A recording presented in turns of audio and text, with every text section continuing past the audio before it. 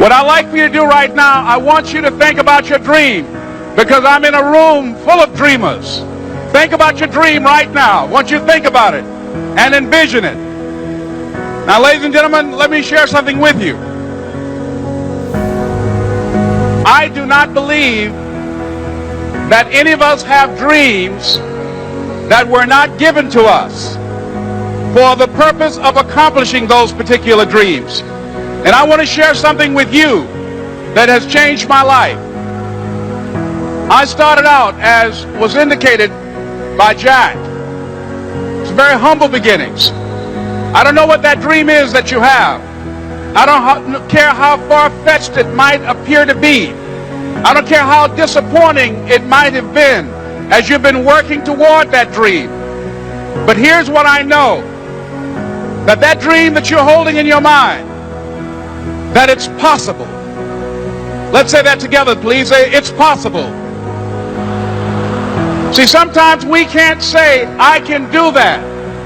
But what we can say, that it's possible that I can have my dream as we run toward it, as we work on it day in and day out.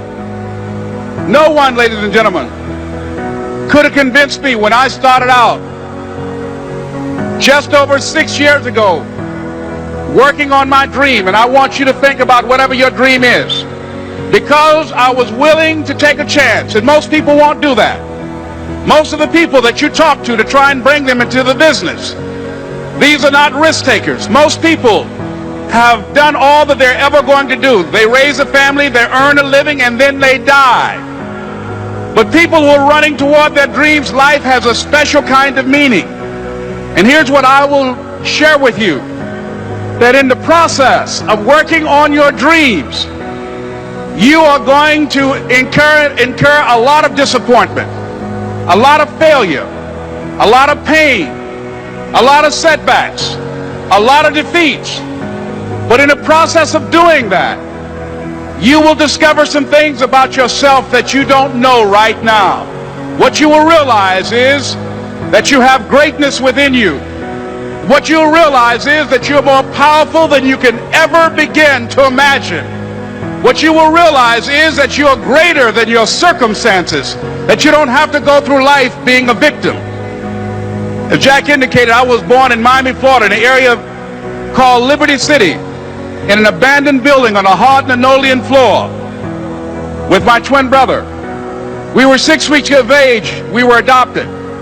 When I was in 5th grade, I was identified as EMR, labeled educable, mentally retarded, put back from the 5th grade into the 4th grade, and stayed in that category until I got out of high school. I don't have any college training, but I met a high school teacher who one day changed my life. I was waiting on another student, and when he came in, he said to me, young man, go to the board and write what I'm about to tell you. And I said, I can't do that, sir. He said, why not? I said, I'm not one of your students. He said, it doesn't matter, follow my directions now. I said, I can't do that, sir. He said, why not? I said, because I'm educable, mentally retarded. And he came from behind his desk and he looked at me. He said, don't ever say that again. Someone's opinion of you does not have to become your reality.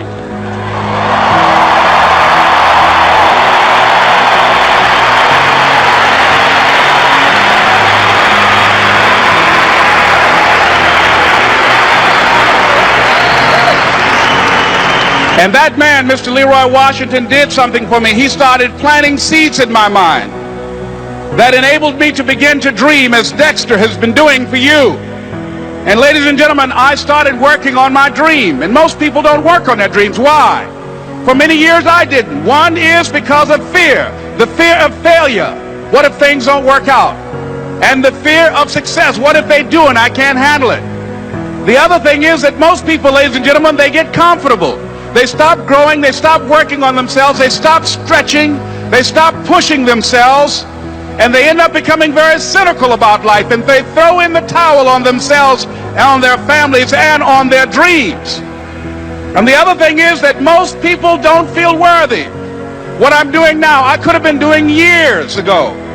But because I did not have a college education, because I didn't believe in myself, because I allowed other people's opinion of me to control my destiny, I didn't act on my ideas. So I applaud you for your dreaming, for your running toward your dream. I applaud you for believing in yourself, because that's what life is about, stretching and challenging, looking for ways that you can begin to improve yourself. And ladies and gentlemen, as a result of stretching out, of acting on my dream, and I don't know what that dream is for you, I can tell you that it's possible. No one could have convinced me that after just over 6 years, I will have my own book entitled Live Your Dreams. Just over 6 years, I will have 5 specials on public television. Just over 6 years, I've done motivational speaking for AT&T, Procter & Gamble, McDonald's Corporation, Xerox, IBM. Just over 6 years. I will now have my own talk show that will premiere on Monday, Labor Day. I'm saying to you, your dream is possible. Your dream is possible. But not only is it important that you believe and begin to know that it's possible for you to live your dream as you run toward it, but I've done something that I want to share with you called Choosing Your Future. In fact, I've developed a set of tapes talking about how to begin to create your own reality by choosing your future. And not only is it important for you to know it's possible for you to choose your future, but it's necessary that you work on yourself, that you develop yourself. It's necessary that you get the energy drainers out of your life, people who don't want anything. It's necessary to know that everybody won't see it, that everybody won't join you, that everybody won't have the vision. It's necessary to know that a lot of people like to complain, but they don't want to do anything about their situation. That you are an uncommon breed. You have to know within yourself that I can do this. Even if no one else sees it for me, I must see it for myself. That's necessary. It's also, ladies and gentlemen, necessary that you be creative when you're working on your ideas. That you understand the importance of changing up, of readjusting your strategies. Many times we can have a great idea, but if you're not advancing it in the right way and things don't happen, you become discouraged and think the idea doesn't work. No, that's not true. It's necessary that we become creative. I remember when I was in New York walking down the street, and a guy approached me and said, "Hey, mister, can I shine your shoes?" And I said, "No, I'm in a hurry. I don't have time." I kept walking. Someone else said, "Hey, man, your shoes look clutty. May I shine your shoes?" I said, "No, I don't have time. I'm sorry, I'm busy." And I was walking fast, and many people solicited me for my business. And then finally, a young man stepped in front of me, and he said, "Excuse me." And he started counting, 97, 98, 99, 100. He said, "Sir?" I said, "Yes." He said, "Come here, please." I said, "What is it?" He said, "Today is my birthday. And every year, just to thank God for another year of life, the 100th person who passes my shoe shine stand, I offer them a free shoe shine. Would you give me the honors?" I said, "Why, sure." I got up on the shoe shine stand, George, and I sat there, and he shined my shoes diligently. And when I got down, I looked at them. They were sparkling. And I was walking away, and I said, "Thank you." And I stopped. I said, "Excuse me, but how much do you usually charge?" He said, "Only $2. I said, "I tell you what, today's your birthday. Here's $5. Keep the change." He said, "Thank you." As I was walking away, looking in the opposite direction at other people coming, he started counting again. 97, 98, 99, 100.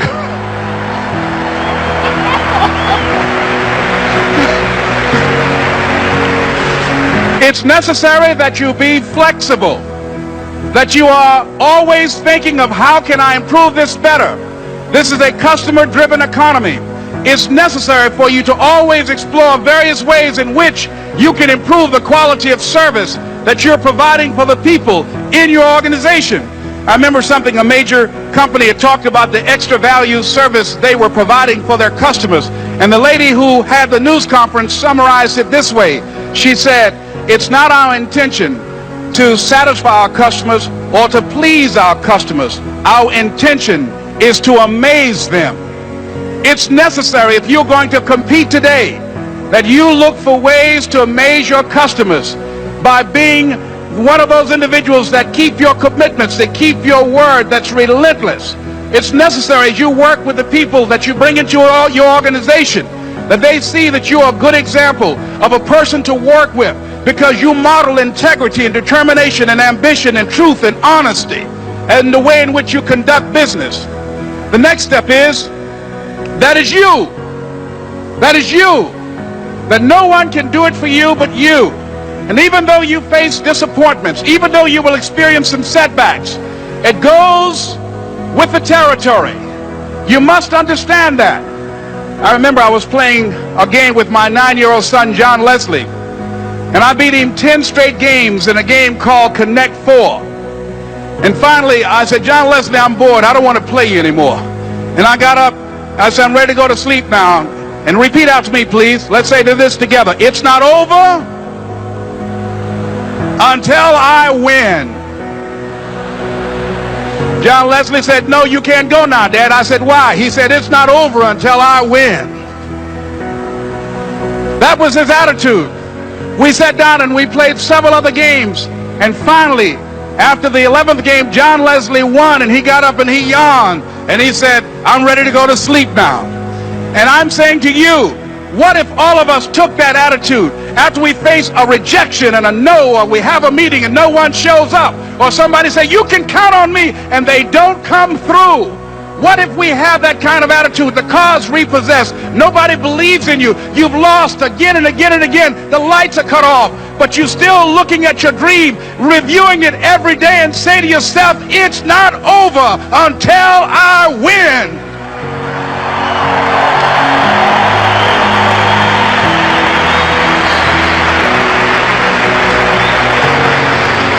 Life will yield to you. Now here's the next step. Repeat after me, please. It's possible. I can live my dream. It's necessary. I work on myself. Surround myself with winners. Become creative. It's me. I've got to make it happen. It's not over until I win. Next step is, not only is it possible and necessary, and it's you to live your dream, to make this greatness that you have within you become a reality, but what I've come to appreciate when you're working on changing your life, changing some bad habit, getting out of addictive situations or relationships, or working to build a dream or making a difference in our society, or learning something that's very challenging. Here's what I realize, ladies and gentlemen, and develop a great deal of respect for. It's hard. Easy is not an option. It's hard living. Life is hard. See, it's hard when you are 49 years old, been working on a job for 17 years, and they come in and tell you you're finished and give you 1 week severance pay. And you got to start all over again. It's hard when you're married and raising children and your children are crawling and your husband dies unexpectedly. It's hard handling just the tragedies of life. It's hard when you're working on something and you put everything you have in it, and it doesn't work out. You lose your money and other people's money. It's hard. It was rough when I lost my job, and I could not find a job. It was humiliating and embarrassing, borrowing money, and then I couldn't pay the money back when I told them I would. That's rough. How people look at you, how they respond to you. It's very hard. It's humiliating. Here's what I discovered that happens to you in life, that you will go through things, and while you're going through them, you can't understand why it's happening to you. But after you go through it, and you get back and you look at it and you say, oh, now I understand why I needed that lesson. Have you ever happened to you? Raise your hand. Has it ever happened to you that I couldn't understand it then? But after I got through it, then I saw that that was preparing me for bigger and better things.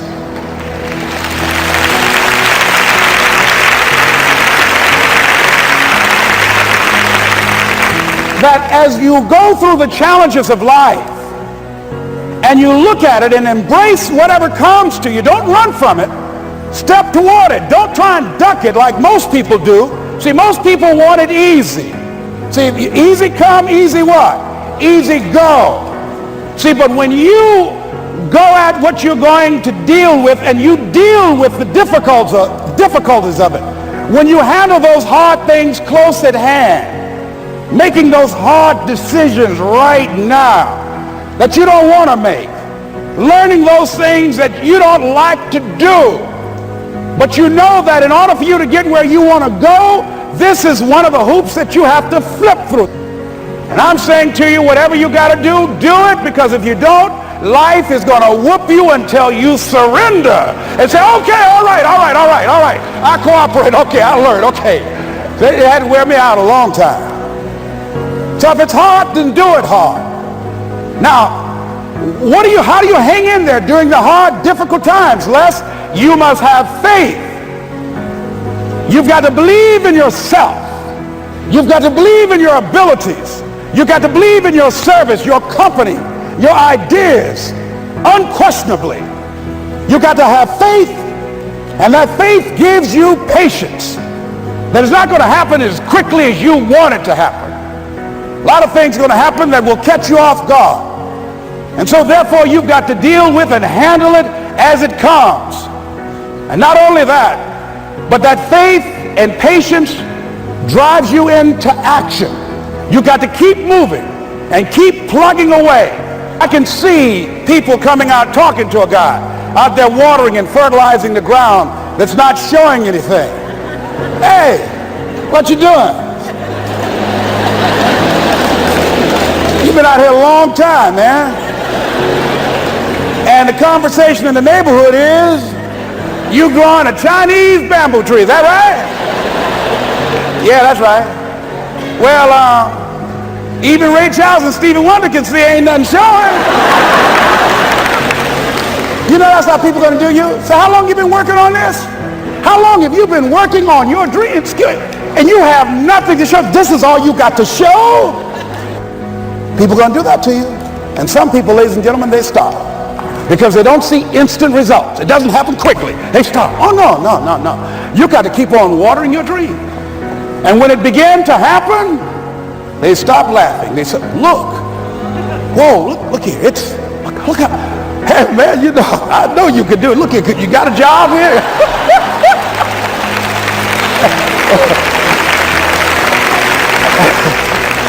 See, during those hard times, we didn't know how you're going to make payroll. During those times when you failed and things didn't work out, they were nowhere to be found. But you know what I discovered? When you're working at your dream, somebody said the harder the battle, the sweeter the victory. Oh, it's sweet to you. It's good to you. Why? See, when it's hard and there's a struggle, see, what you become in the process is more important than the dream. That's far more important. The kind of person you become, the character that you build, the courage that you develop, the faith that you're manifesting. Oh, it's something that you get up in the morning, you look yourself in the mirror, you're a different kind of person. You walk with a different kind of spirit. And people know that you know what life is, that you have embraced life. You knew it was hard, but you did it hard.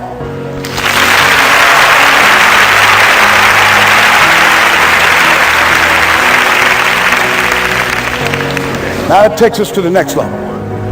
If it's hard, why do people do it?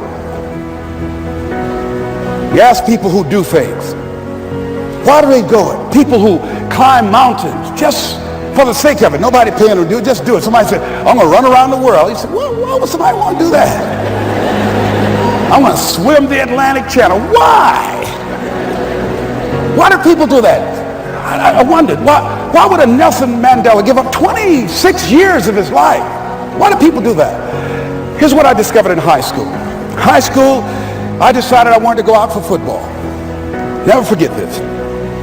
And I discovered why people do things. You know why, ladies and gentlemen? Even though it's hard, it's worth it.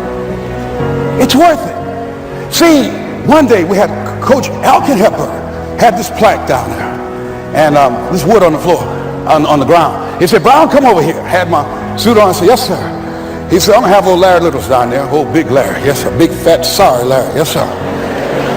Brown, I want you to get down bull neck. Yes, sir. He said, I want you to run at Larry. I want you to put your helmet right in his pit, right up and hit his chest, and knock him off that board. You hear me, Brown? You can do that. Yes, sir. Can you do that? Yes, sir. I said, hubba, hubba. I said, hubba, hubba. He said, Brown, I want you to knock him off. You're going to make the team. I know you can get him, all right? Look at him, how sorry he is. Knees knocking and everything. I said, yes, sir. And then he went down to Larry. Larry Littles, who played 12 years for the Miami Dolphins, all pro for 12 years. This is a bad, big dude. 250 pounds, strength, agile, and all muscle. He said, Larry, he said, man, you know Brown down there. He's down there talking about your mom and everything. He talked about how fat and sorry you are and how he's going to knock you off this board. Larry now spitting fire and growling and foaming at the mouth. And I'm looking at Larry saying, oh, hubba, hubba. He said, look at that fool down there growling. He told me he's going to scare you that you're going to leave. Are you going to leave? No, coach, I ain't going to leave. Go down there and knock him out the park. Boy, coach got back. He winked at me. Don't get him, Brown. I went hard. I ran into Larry with my helmet. Larry said, boom. I don't know where I landed. When they woke me up, I said, can y'all take this helmet off me for a minute? I said, y'all got any more positions out here? They said, like where? I said, don't y'all need an announcer? They said, Brown, where you going? I was crying. They said, man, some girls over there. I said, I don't care, man, I'm hurt. Said, that fool almost killed me, man. He said, Brown, you quit, man. I said, yeah. I said, what? I said, it ain't worth it, man. No, it ain't worth it. Y'all go ahead. Y'all crazy. I'll be your announcer, man. I was calling the game. I was up there in the booth. Call good games, too. Because the pain wasn't worth it to me. And I'm saying to you, you know why people do what they do? The people who go after that stuff, what makes it worth it? It's got to be your passion. You got to love it, ladies and gentlemen. You got to love it. It's got to be what you are supposed to do. You want to sing, and even though they want to invite you to Carnegie Hall, you're going to sing to anybody that listens to you, including singing to yourself. I used to talk to my plants when nobody else would listen to me. You got to write, even if no one published your book, write, because that was given to you to do. You do what it is you're supposed to. You're supposed to build something. You're supposed to create something. I don't know how to do it. Learn. Do whatever is required. Just go out there. It's possible you can get what you want. It's necessary. If you want it, you got to go into action. You got to be willing to experiment. You got to be willing to fail and to succeed. You got to be willing to form and to develop new relationships. It's you, it's on you. You got to make that happen. Nobody's going to bring it to you on a silver platter and say, here's your dream manifested. No, it's hard. Yes, it's hard. It's difficult. Yes, right. And it's worth it.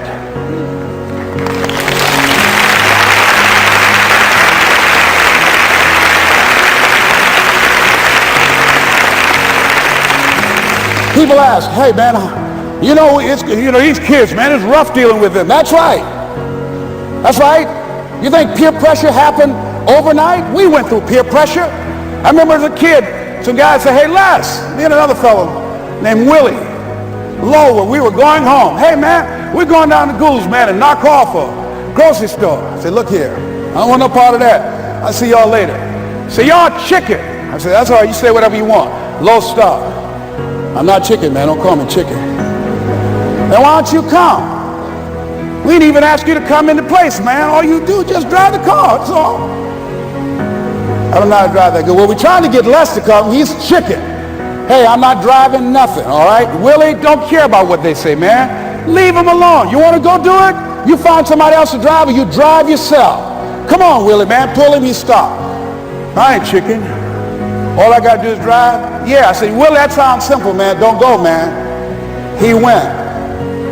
And the next day we read the newspaper where when they robbed the store, when they came out running to a car, the merchant, the man who owned the store, came out just shooting wildly, and he hit the driver in the head. So peer pressure didn't just start in the 90s or the 80s. It's difficult, it is challenging for kids right now. And it's going to take some easy, simple methods to help bring them out of this madness, this insanity? No. Is it hard? Yes. Let's look at what we've been doing.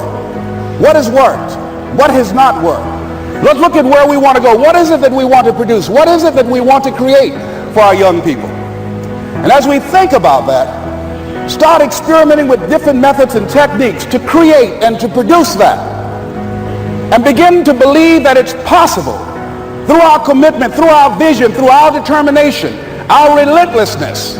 Because of our belief, it's possible that we can reduce the teenage homicide rate, the teenage pregnancy rate, the dropout rate. That it's possible, looking at what kind of world are they going to be in. As we look at the global economy, that as we begin to use our collective will and genius and resources, it's possible that we can create an educational system that not only will test their minds with information and facts and figures, but would teach them how to think and be creative, and what does it mean to be a human being and to value human life, and how do you make relationships work? How do you bounce back from adversity?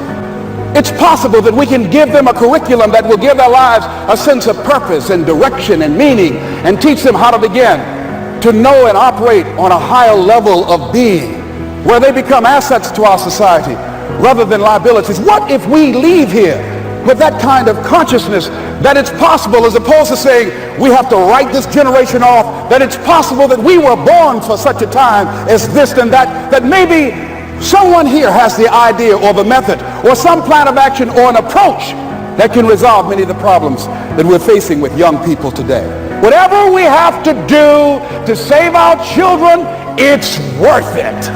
And I want you to write this down. Resilient, purpose-driven mindset. Resilient, purpose-driven mindset. That with all the stuff that's going on, with all of the confusion from the scientific community, from the leadership, from the presidency on down, it has collateral effect. And there are so many people that's confused. You wear the mask or you don't have to wear the mask. Or if you have the coronavirus, you need to wear the mask so you don't give it to somebody else. And if you have it, you should stay in the house. They got all kind of things. If you make love, you should have the mask on. That is not romantic to me. You know, I say, wait a minute, y'all coming all up in the bedroom. Okay, baby, put your mask on. Well, how am I going to kiss you with my mask on? Oh, behave, whatever. But all kind of confused, you know, all this stuff going on. And you could die from talking to somebody with a mask that's held under their nose. You know why my hair is like it and I'm looking like Kid and play like Kid from House Party? Because my barber, he likes to wear his mask like this. I said, man, put your mask on, all right? I told him. So he does this. Man, hey, hello. Habla español, English? What? Come on, have I told? Put your mask on, cover your mouth. I know your breath kicking like Bruce Lee, but cover the nose too. I mean, about to make me lose my mind over this. I decided I'm not going through that. I'm not going through that. I'm not coming out the house till 2027. And I work on myself. I got some new squirrel friends. I'm bilingual. I speak squirrely. And I listen to motivational messages first thing in the morning. You want to listen to my voice. Go on YouTube. Find Les Brown speaking in the Georgia Dome. Find Les Brown. It's possible.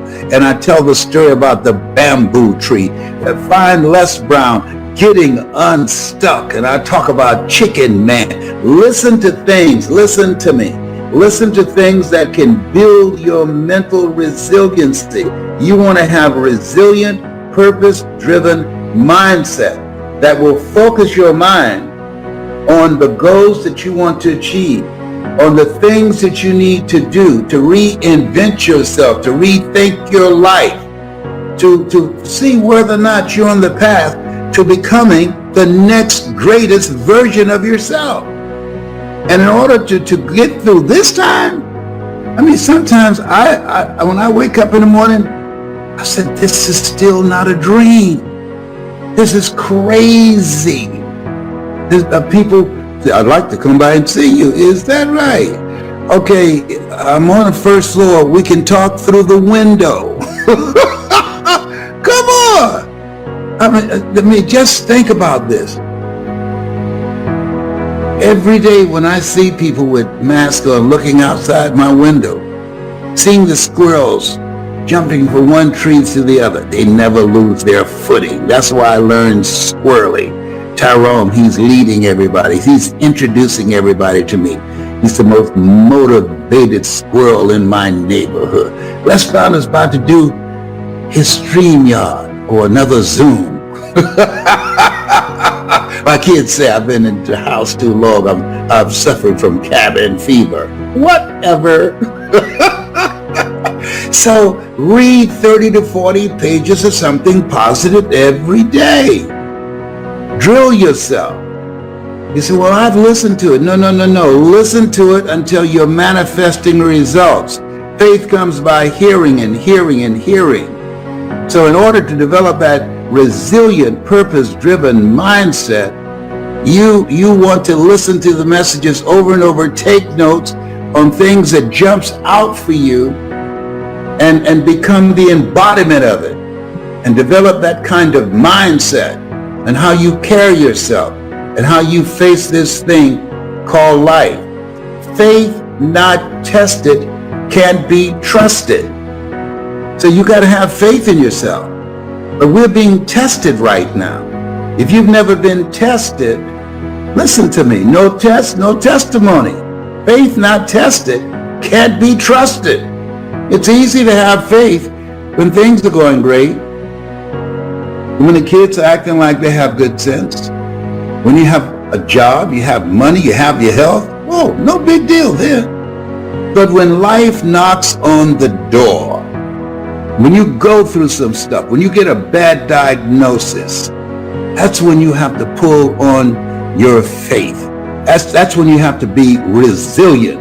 I've got a saying, and all of you know it. Life knocks you down, try and land on your back. Because if you can look up, you can get up. Now, here's the other thing that's very important. As you look at yourself, you want to master at least three things. Three things. Multiple streams of income. Three things. I speak, I train speakers, and I'm an author.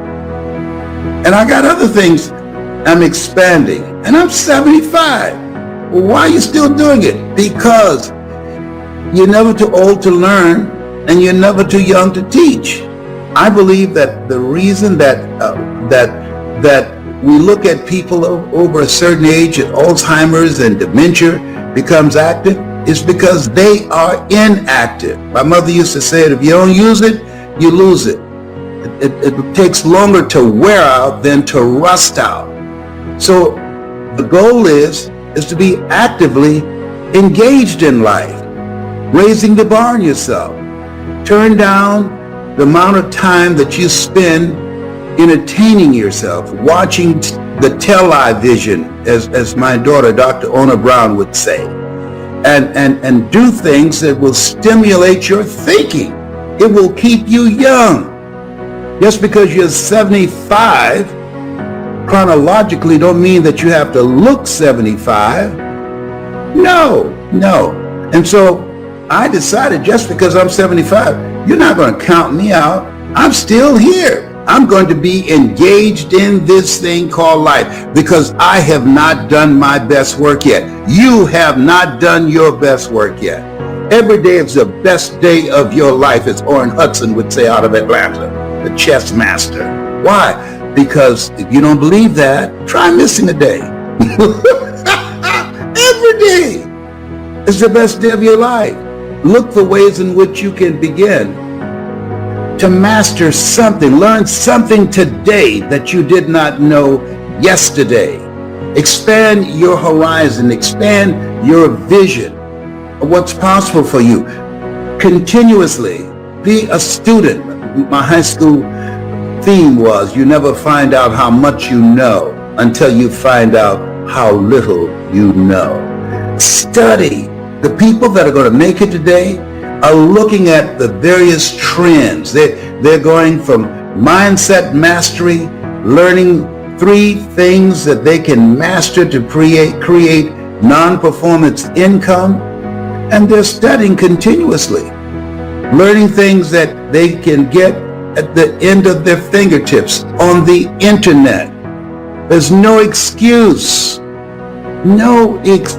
today for not being in the mindset of achieving something beyond that which you have already done. Life is an adventure. Helen Keller said life is either a daring adventure or it's boring.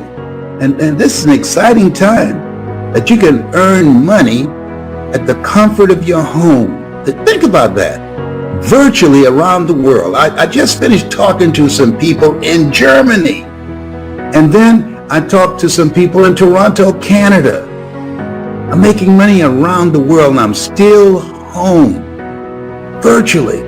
Take advantage of this. This is something you want to learn. Mindset mastery and skill set mastery of the internet. Now here's something else.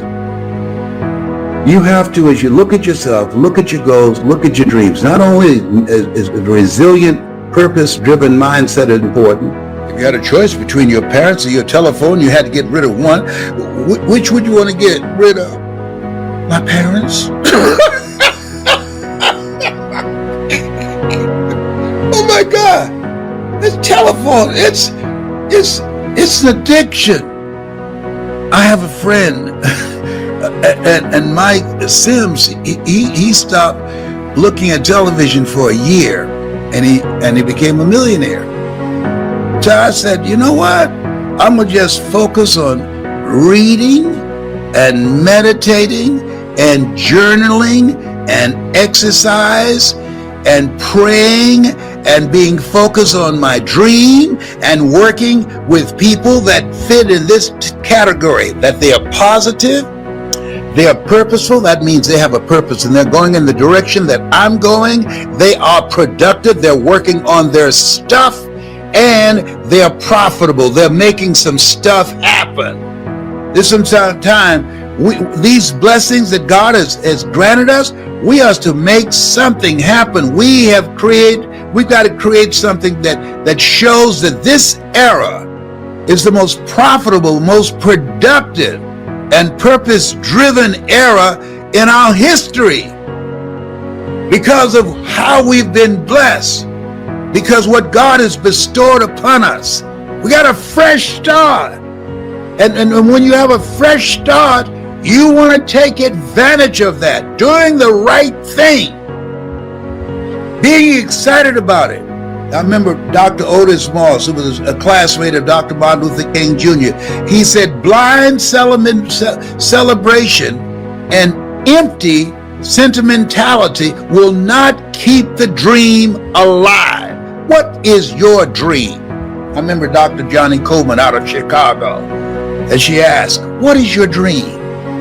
It said, when is it a man or woman dies? And the answer was, when their dreams die. Some people never had a dream.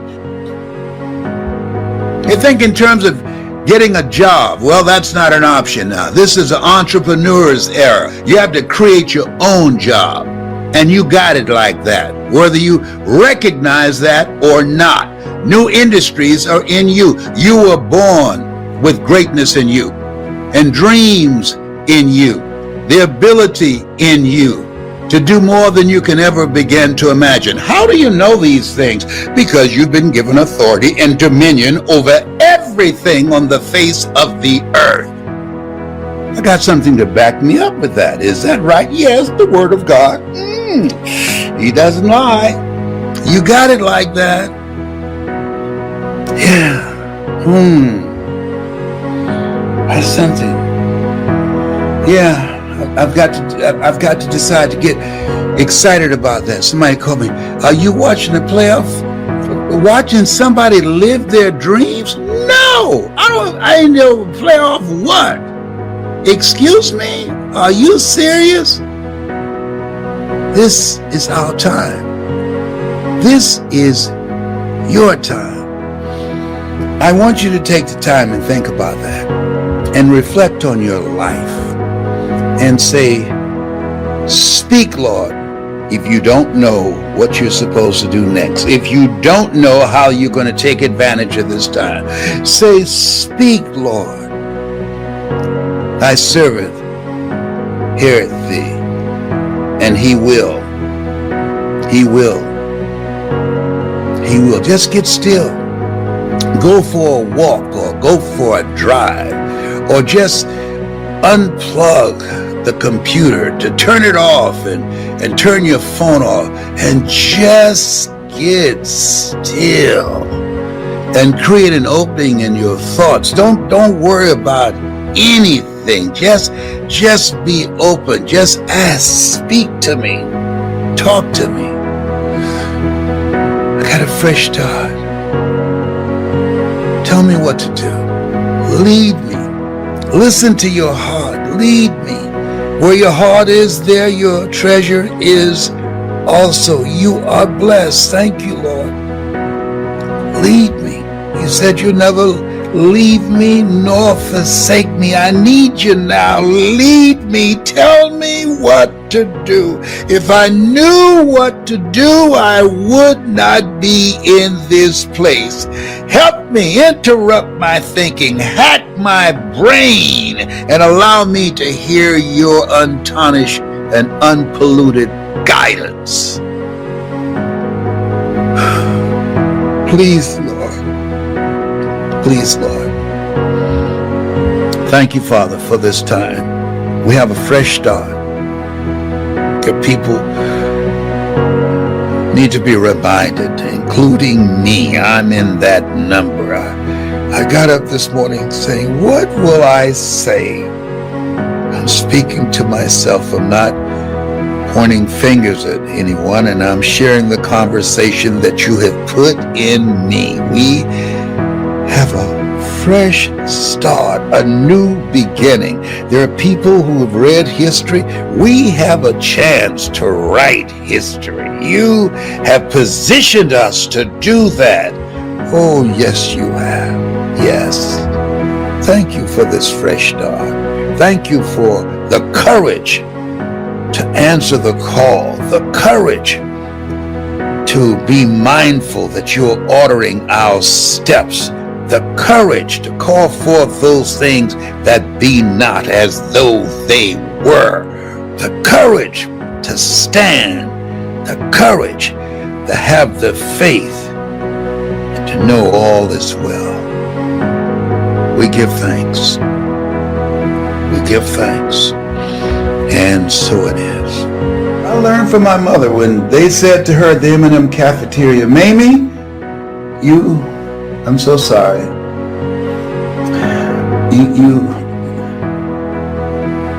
You can't do this work anymore.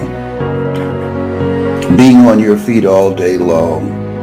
I know you're giving it your best effort. But Mr. Morrison, who loved Mama very much, it's just too much for you now. And he gave her a check, gave her a bonus, and just said, I'm gonna have to replace you. And I learned something from my mother when she came home. She was ironing, and she sang to herself. My mother used to sing in nightclubs, but this one song when she was ironing and preparing us for school the next day was one of her favorite songs. Fly the ocean in a silver plane, see the jungle when it's wet with rain. Just remember, darling, you belong to me. I used to love to hear her sing that song. She would always sing that while she was ironing. And then she got an idea. She said, wait, I'm not working at the M&M cafeteria anymore, downtown Miami. I can find out neighbors who need some ironing done, and I'll iron for them, and they'll pay me. I'll find neighbors who would like to have a sweet potato pie.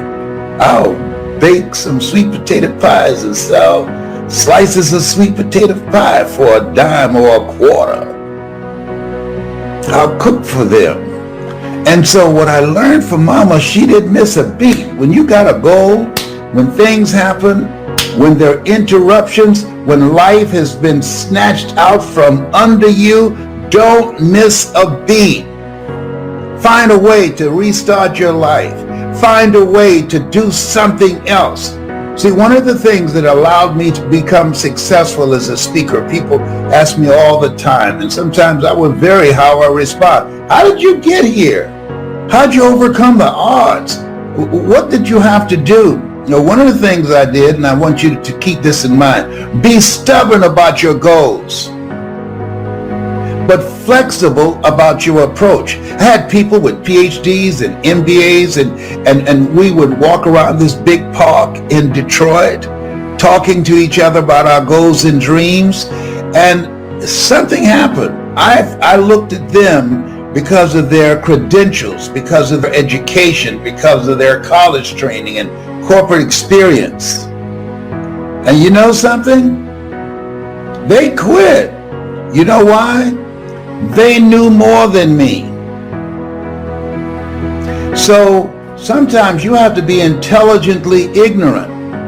Based upon the approach that we were using, we failed at making a breakthrough. So they gave themselves a limited time, looking for a sign. If you want to create something, is there something that you want to do? You got to give it some time. A watch pot never boils. You got to give it some time. You've got to be willing to put in the work, and if, particularly in multi-level marketing, you don't want to raise your hand and look to see how well you're doing for a minimum of 2 years. When a home is being built or a building, they spend a lot of time on just the foundation. And so they stopped showing up for our walk. And pretty soon, I found myself walking by myself. Let me share something with you. When you have goals and dreams and you're going in a certain direction, that it's lonely at the top.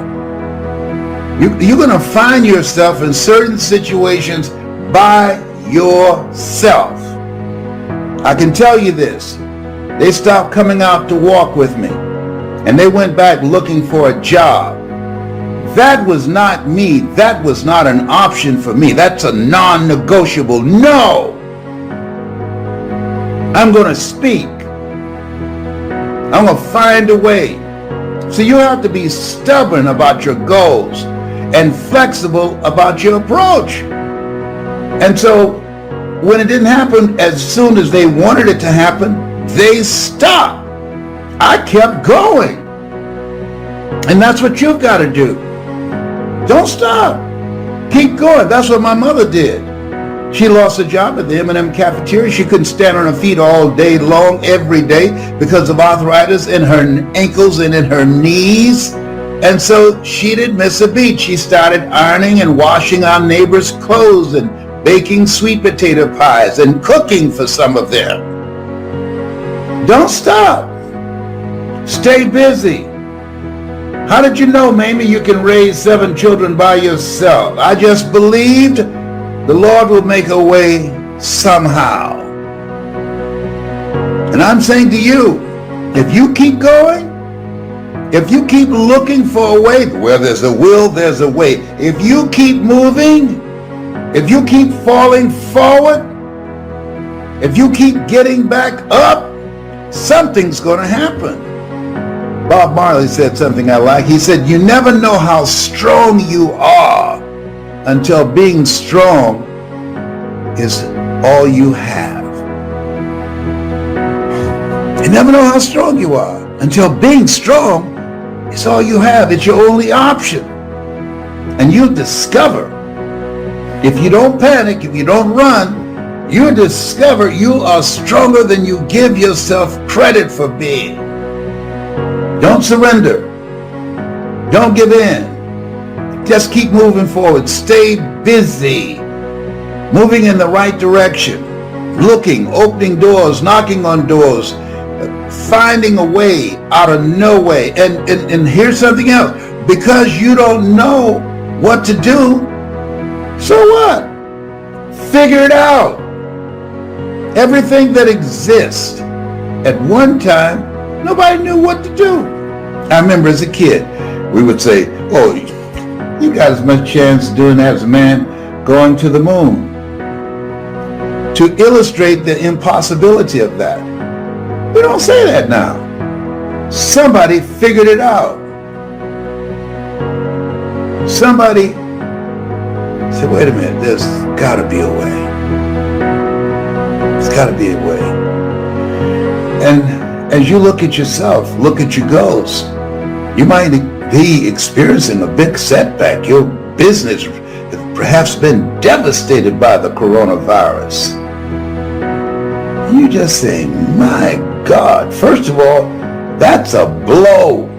When you have to let people go and you don't have money to pay the bills because the business has been interrupted. Oh, we can open up and people can come in, or we have to close down. And then you say, wait a minute, opening up, all right, and I want my business, but I'm not willing to die for my business.